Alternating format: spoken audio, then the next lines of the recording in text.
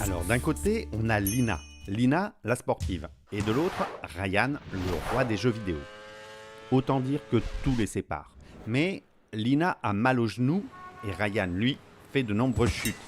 Et leur docteur a dit Ryan, tu dois passer une IRM pour essayer de comprendre pourquoi tu tombes si souvent.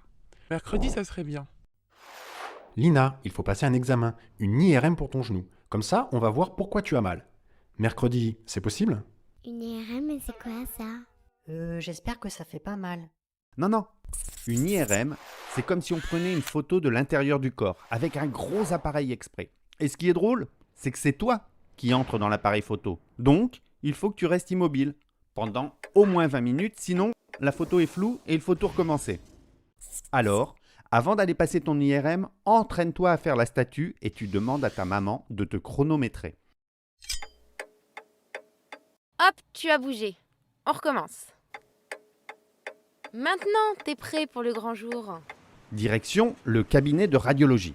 Ryan pousse la porte et... Waouh! Bon, je t'explique comment ça va se passer. Pour commencer, tu entres dans la cabine de préparation et là, tu enfiles une tenue pour passer l'examen.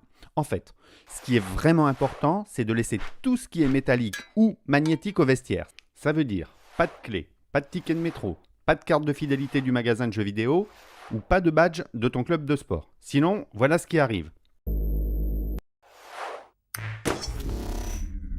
Pas mal cette tenue, ça fait ressortir le bleu de mes yeux. Super! Comme ça, je ressemble à un super-héros de l'espace. Après, tu rencontres le manipulateur José. Il t'accompagne jusqu'à cet appareil qu'on appelle l'IRM. Et José, lui, il va tout faire pour que tu sois installé le mieux possible. Rappelle-toi, il faut rester immobile pendant 20 minutes. Mais rassure-toi, tu peux respirer quand même, tout doucement. Maman, tu viens avec moi, hein? Je peux? Oui, bien sûr.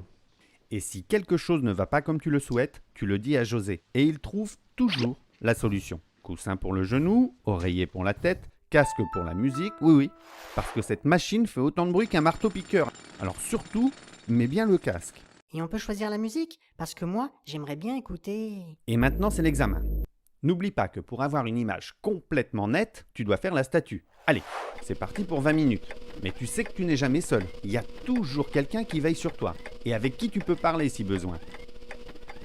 Ah, dernier conseil avant que ça commence. Pense à ce que tu aimes faire le plus, comme ça passe plus vite. Et voilà! Pour l'IRM de Ryan, il faut lui injecter un produit de contraste, le plus souvent à base de gadolinium qui s'élimine de façon naturelle. Et pour l'injecter, c'est une petite piqûre. Mais pour qu'il ne sente rien, là encore, José a la solution. Un peu de crème anesthésiante et hop. J'ai rien senti, c'est top! Et en plus, dans son cas, Ryan ne doit pas avoir mangé ou bu depuis 4 heures. Mais comme sa maman peut rester à côté de lui pendant l'examen, il garde le sourire. J'ai un peu soif, mais ça va. Et voilà, c'est fini. C'est passé méga vite! Et maintenant, Stéphanie, la radiologue, qui est en fait un docteur spécialisé dans l'imagerie médicale, va regarder les images. Et après, elle va rédiger le rapport d'examen et rendre son diagnostic. Eh bien, rien de grave, le ligament un peu souffert, mais avec 2 semaines de repos, Lina, tu pourras vite reprendre l'entraînement. Ah, bonne nouvelle! Ryan, bravo, tu n'as pas bougé et les images sont parfaites. Et je peux déjà te dire que tu n'as rien de grave. Ces vertiges, c'est certainement en rapport avec l'infection que tu as eue il y a quelque temps. Lina, la sportive, et Ryan, le roi des jeux vidéo, n'auraient jamais dû se croiser s'ils n'avaient pas passé cette IRM. Et comme dit Ryan, Ça, c'est bien tombé.